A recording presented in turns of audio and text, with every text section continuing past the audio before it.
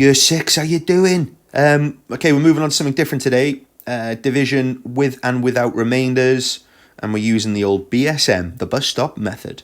So, this should be a recap because you should be comfortable using your bus stops. But let's go through it. So, my first question, 345 divided by 5. How many 5s go into 345? All right, if you saw this written as a word problem, it might say something like...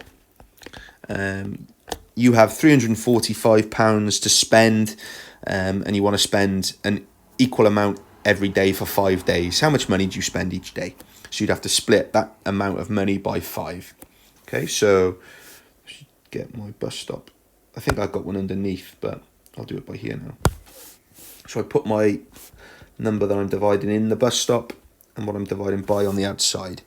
So now I need to ask myself how many 5s go into these numbers, yeah? But there's something I need to do each step. So how many 5s go into 3? All right, so how many 5s can I take out of the number 3? Well, it's 0, isn't it? If I've only got 3 of something, I can't take 5 out from it. But that 3 carries across in front of the 4 to make 34.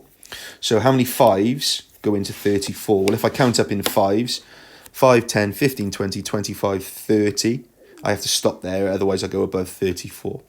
So that would be 6 5s. If 6 5s are 30, what's left out of the 34? It would be 4.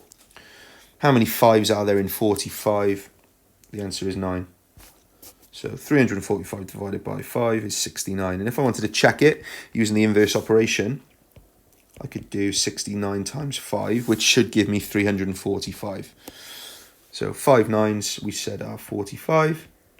5 6s are 30. Add the 4 underneath. And it is. So I know that my answer is right. So we'll do one more. So I've got 348 divided by 5 again. Number goes in. What I'm dividing by goes on the outside. How many 5s can I take out of 3? None. Apologies. It's very similar to the one above, isn't it? That 3 carries across. How many 5s in 34? We said it was 6, didn't we? Which would give me a remainder of 4. How many 5s in 48? So I count up in 5s. I can't go above 48. So 9 5s takes me to 45. So I've got a remainder of 3. Okay, so apologies. I've just done year 5s without remainders. That's what threw me a little bit. But you guys have got answers, which are whole number answers like this. And then you've got questions like that where you might have a remainder. Okay. I wanted to check this one. Okay, if I did 69 times 5 again, well, we know that the answer is 345.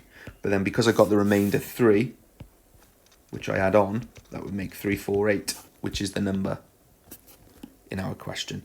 How things like that are written in word problems are, you might have 348 eggs. Okay, those eggs go into groups of 5. And the question might say, how many groups of eggs would you have? Are there any eggs left? Are there any eggs left over? Okay, so you would be able to have 69 groups of 5 with 3 eggs left over. We'll be going through those in subsequent lessons, okay? So there's your problems, folks. Some of them are whole number answers. Some have got remainders. Take your time, set them out using your bus stop. Pause the screen now and press play when you're ready to go through the answers, please.